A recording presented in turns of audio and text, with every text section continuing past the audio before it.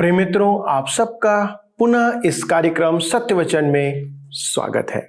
हम आप सबको धन्यवाद देते हैं कि आपने अपना बहुमूल्य समय निकालकर परमेश्वर के जीवित वचन से उसकी इच्छा को अपने जीवन में समझने के लिए उत्सुकता जाहिर किया है। सर्वशक्तिमान परमेश्वर उन सबको आशीष देता है जो उसको ढूंढते और उसका आदर करते हैं। परमेश्वर के वचन पर आपका ध्यान इस बात को प्रकट करता है कि आप परमेश्वर के प्रबंध का आदर कर रहे हैं।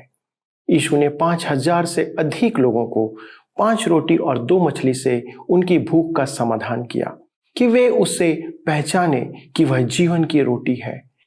यूहन्ना ने घटनाओं को अपने सुसमाचार में लिखा और उसके द्वारा यीशु को इसे पढ़ने वालों को प्रकट करता है कि वह कौन है, अर्थात यीशु कौन है। आज के अध्ययन में हम निरंतर मूल्यांकन करेंगे कि यीशु कौन है। यदि आप भी सुसमाचार के दिनों के लोगों की तरह सुनिश्चित नहीं है तो आज का अध्ययन आपको इसे जानने में और अधिक मदद करेगा, जिससे कि यीशु आपके जीवन का हिस्सा बने।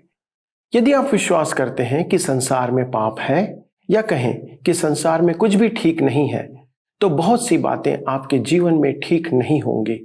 परमेश्वर का वचन आज आपको इस संबंध को समझने में मदद करेगा कि परमेश्वर ने यीशु में होकर आपके लिए क्या प्रबंध किया है। तो चलिए इसे आज के अध्ययन के माध्यम से समझते हैं, ताकि परमेश्वर को हमारे जीवन से महिमा मिले और हम आशीष के कारण बन जाएं। आइए हम पढ़ेंगे यूहन्ना रचित सुसमाचार 6 अध्याय उसके 11 से 13 पद। यहाँ पर इस प्रकार से लिखा हुआ है, तब यीशु ने रोटियां ली और धन्यवाद करके बैठने वालों को बांट दी, और वैसे ही मछलियों में से जितनी वे चाहते थे बांट दिया।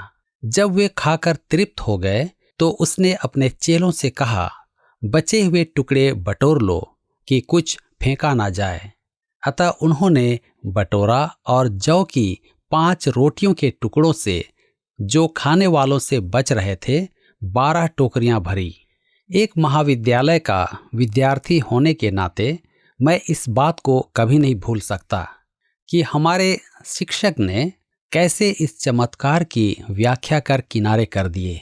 उसने कहा कि यीशु के शिष्य पहले से ही रोटी और मछली को इकट्ठा कर नजदीक के किसी गुफा में रखे थे। जब प्रभु यीशु उस गुफा के पास आया तो उसके शिष्यों ने उसके हाथों में पकड़ा दिया।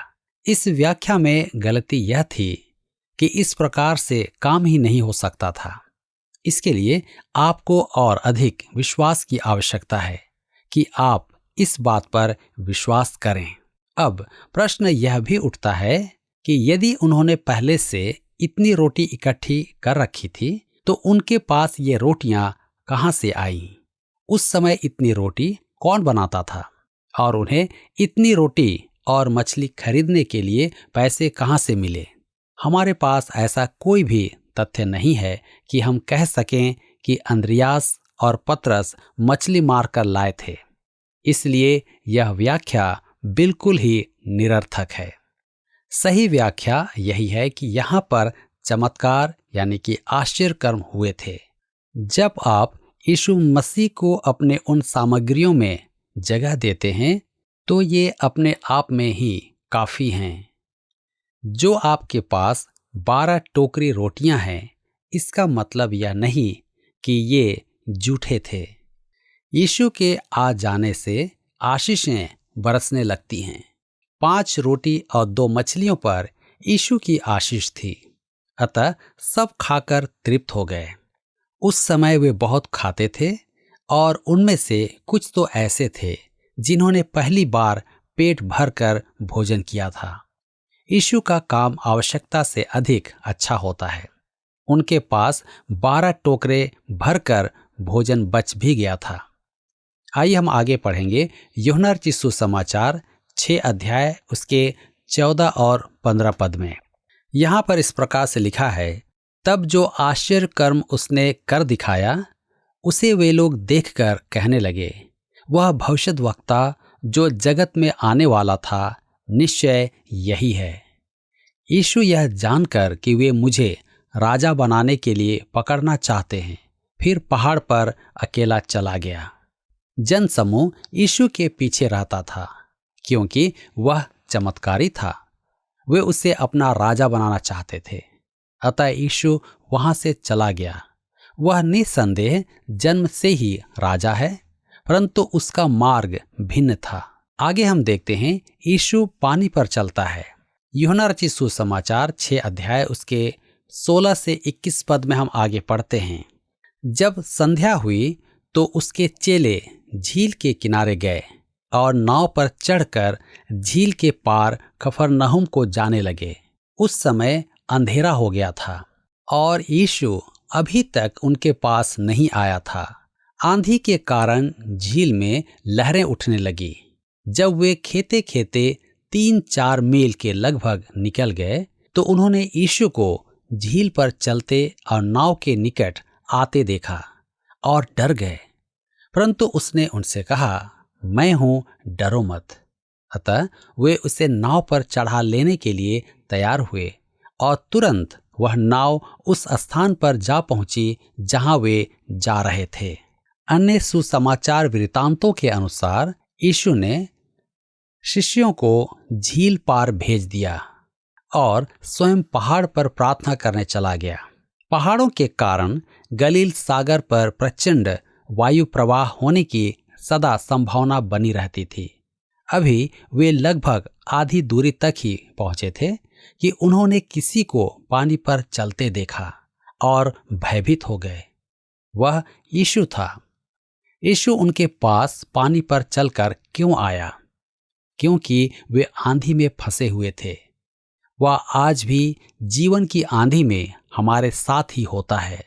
संकट में ही हमारा मन यीशु को ग्रहण करने के लिए तैयार होता है। क्योंकि यीशु नाव में आ गया था, उनकी तट से दूरी समाप्त हो गई थी। अब चिंता नहीं, वे पार लग जाएंगे। आइए हम देखें जो जीवन की रोटी है। जन समूह यीशु की खोज में है क्योंकि यीशु अपने शिष्यों के साथ चला गया था। आगे हम पढ़ते हैं यूहन्ना रचित सुसमाचार 6 अध्याय उसके 22 से 24 पद तक। यहाँ पर इस प्रकार से लिखा है, दूसरे दिन उस भीड़ ने जो झील के पार खड़ी थी यह देखा कि यहाँ एक को छोड़ और कोई नाव न थी और यीशु अपने चेलों के साथ उस नाव पर नहीं चढ़ा था, परंतु केवल उसके चेले ही गए थे। तब अन्य नावें तिब्रियास से उस जगह के निकट आई जहां उन्होंने प्रभु के धन्यवाद करने के बाद रोटी खाई थी।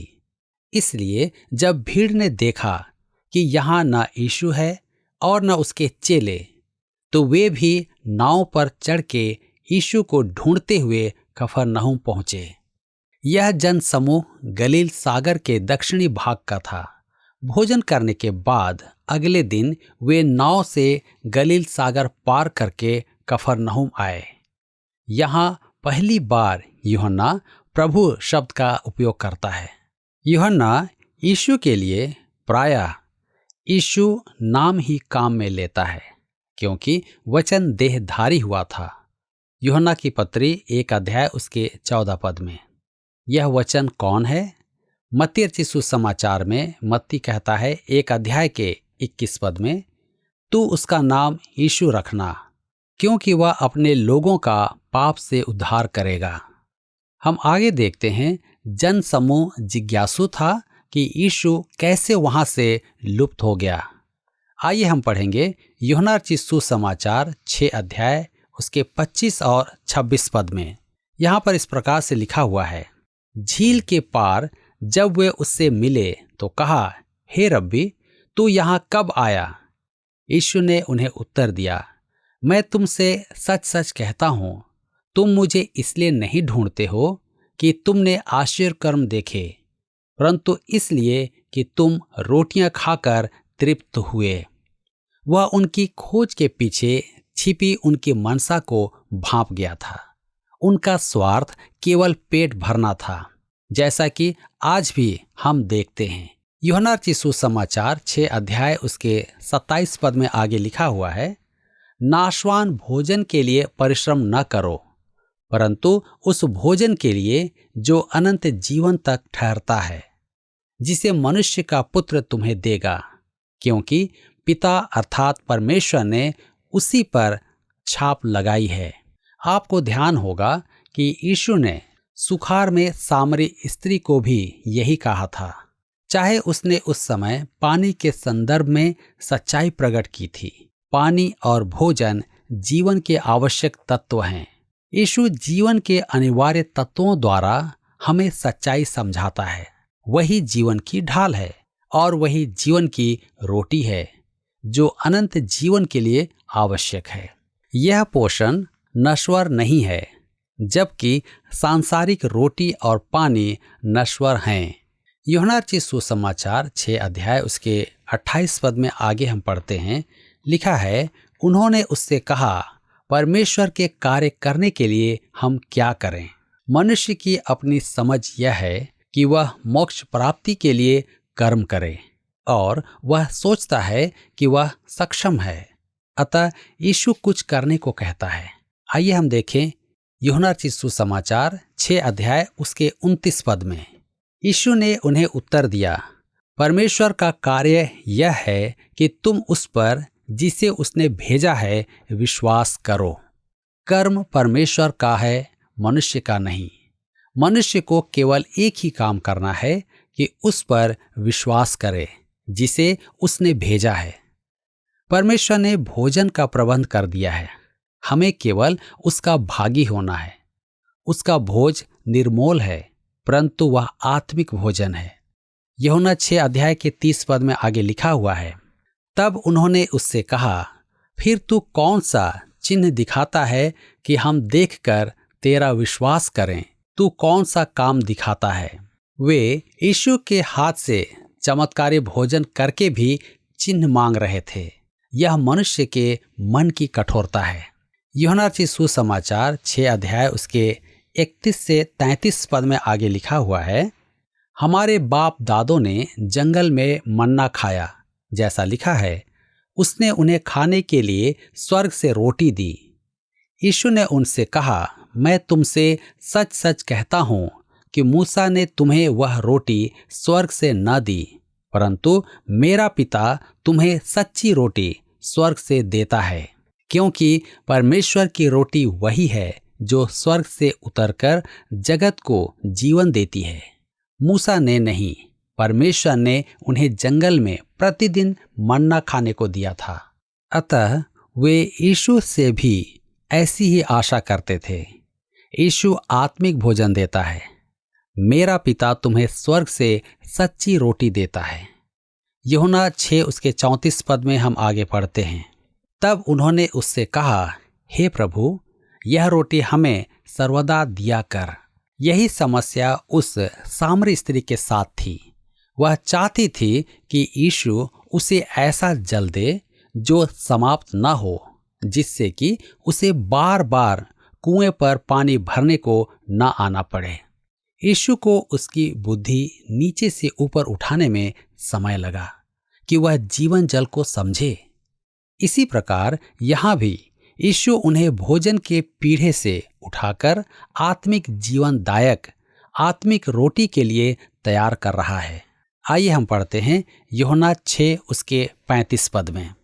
यीशु ने उनसे कहा, जीवन की रोटी मैं हूँ, जो मेरे पास आता है वह कभी भूखा न होगा, और जो मुझ पर विश्वास करता है वह कभी प्यासा न होगा। परमेश्वर ने उन्हें स्वर्ग से मन्ना दिया। परमेश्वर ने उन्हें स्वर्ग से यीशु दिया कि जो कोई उस पर विश्वास करे वह नाश ना हो, परंतु अनंत जीवन पाए। वह मर गया कि हम ना मरें। वह जीवन की रोटी है जिसके द्वारा हम आत्मिक विकास पाते हैं।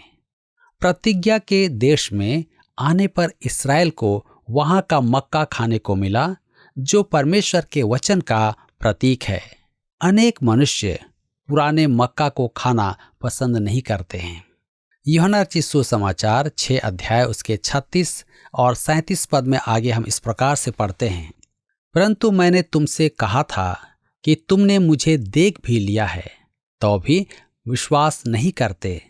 जो कुछ पिता मुझे देता है वह सब मेरे पास आएगा, और जो कोई मेरे पास आएगा उसे मैं कभी न निकालूंगा। तुम्हें रोटी चाहिए, मैं जीवन की रोटी हूं। तुम मुझे देखते हो परंतु विश्वास नहीं करते। पिता मुझे जो कुछ देता है वह मुझे मिलेगा। जो मेरे पास आएगा उसे मैं कभी नहीं त्यागूंगा। पद 37 एक महत्वपूर्ण पद है। इस पद में चुनाव और स्वतंत्र इच्छा दोनों निहित हैं। पिता ने मुझे जो कुछ दिया है वह मेरे पास है। यह एक तथ्य है और चुनाव है। जो मेरे पास आएगा उसे मैं कभी नहीं त्यागूंगा। यह स्वतंत्र इच्छा है। पिता परमेश्वर मनुष्य को यीशु के पास भेजता है, परंतु मनुष्य को उसने अपनी स्वतंत्र इच्छा दी है कि वह यीशु के पास आए, या दूसरे शब्दों में जो यीशु के पास आते हैं वे परमेश्वर के भेजे हुए ही होते हैं। हम नहीं जानते कि परमेश्वर कैसे काम करता है, परंतु यह जानते हैं कि उसने मुझे और आपको स्वतंत्र इच्छा दी है, जिसका सदुपयोग करना हमारा उत्तरदायित्व है। प्रसिद्ध प्रचारक स्पर्जन जो चाहे सुसमाचार का प्रचार करते थे। किसी ने उनसे कहा, यदि मैं चुनाव के बारे में आपके समान विश्वास रखता तो ऐसा प्रचार नहीं करता। स्पर्जन ने कहा, यदि परमेश्वर ने चुने हुओं की पीठ पर पीली धारी डाली होती तो मैं सड़क पर जाकर सबकी कमीजें उठा उठाकर वह पीली धारी देखता, तब उन्हें सुसमाचार सुनाता। परंतु परमेश्वर ने ऐसा नहीं किया। उसने मुझसे कहा कि सबको सुसमाचार सुनाओ, ताकि जो चाहे वह यीशु के पास आ जाए। यीशु कहता है कि जो उसके पास आएगा उसे वह नहीं त्यागेगा। अतः मेरे मित्रों, आप परमेश्वर के चुनाव के बारे में जितना चाहे विवाद कर सकते हैं, परंतु यदि आपकी इच्छा हो तो यीशु के पास आ जाएं। वह आपका त्याग कभी नहीं करेगा। जो आ गया वही चुना हुआ है। वह आपसे प्रेम करता है और वह चाहता है कि आप उसके पास आएं। यूहन्ना रचित सुसमाचार 6 अध्याय उसके 38 पद में इस प्रकार से लिखा हुआ है, क्योंकि मैं अपनी इच्छा नहीं वरन अपने भेजने वाले की इच्छा पूरी करने के लिए स्वर्ग से उतरा हूं। परमेश्वर की इच्छा यह है कि आप यीशु के पास आ जाएं। कैसी महान बात है यह। यीशु स्वर्ग से आया क्योंकि मनुष्य के पुत्र का ऊंचा उठाया जाना आवश्यक था। वह पिता परमेश्वर की इच्छा पूरी करने आया था। पिता की इच्छा यह है कि आप नया जीवन पाएं। इसके लिए आपको यीशु के पास आना ही होगा। मेरे मित्रों, यही एक मार्ग है और कोई दूसरा मार्ग इस संसार में नहीं है। यूहन्ना रचित सुसमाचार 6 अध्याय उसके 39 और 40 पद में हम पढ़ते हैं। यहाँ पर इस प्रकार से लिखा हुआ है, और मेरे भेजने वाले की इच्छा यह है कि जो कुछ उसने मुझे दिया है उसमें से मैं कुछ न खोऊं, परंतु उसे अंतिम दिन फिर जिला उठाऊं। क्योंकि मेरे पिता की इच्छा यह है कि जो कोई पुत्र को देखे और उस पर विश्वास करे वह अनंत जीवन पाए, और मैं उसे अंतिम दिन फिर जिला उठाऊंगा। पूर्व निर्यात केवल विश्वासियों के लिए है। इसका अर्थ यीशु यहाँ स्पष्ट करता है। जब कोई मसीह को ग्रहण करता है तब वह धर्मी ठहराया जाता है, और जिस प्रकार वह धर्मी ठहराया जाता है उसी प्रकार उसकी महिमा होती है। यीशु के पास 100 भेड़ें हैं तो उसके पास पूरी 100 भेड़ें सदा रहेंगी। एक भी भेड़ कम नहीं होगी। मसीह यीशु में विश्वास करके उसे ग्रहण करने वाले को अनंत जीवन प्राप्त है और वह अंतिम दिन फिर जी उठेगा। परमेश्वर का धन्यवाद हो कि उसने यीशु के द्वारा हमें परमेश्वर के निकट आने का मौका दिया है। मनुष्य की बुद्धि परमेश्वर को समझने के लिए सीमित है और उसे देखने के लिए उसकी दृष्टि दूरदर्शी नहीं है, लेकिन यीशु में होकर हम परमेश्वर को समझ सकते हैं। परमेश्वर का वचन यीशु में देह रूप धारण करता है ताकि हम उसको पहचान सकें।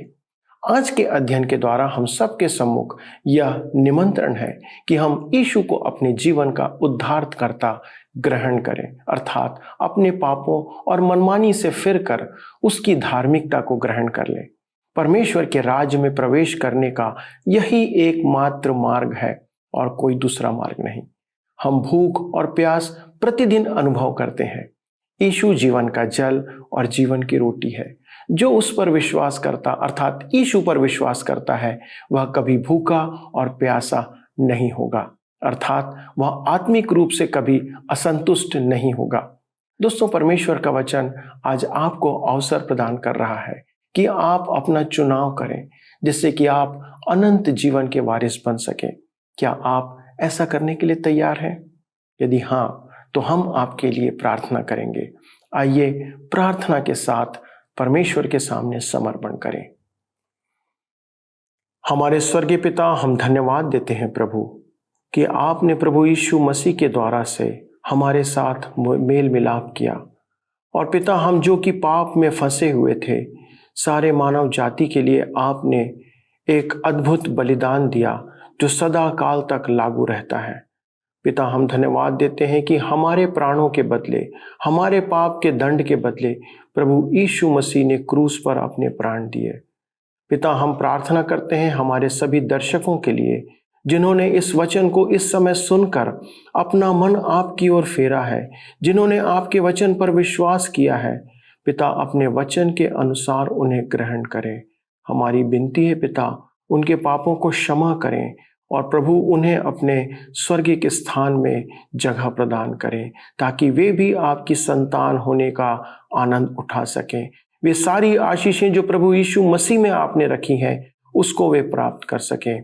पिता, धन्यवाद देते हैं ऐसा करने के लिए। हमारे सभी दर्शकों को आपके हाथों में समर्पित करते हुए इस विनती को प्रभु यीशु क्रिस्ट के नाम से मांगते हैं। कृपा करके सुने और अपनी ही महिमा के लिए उसे ग्रहण करें। आमीन।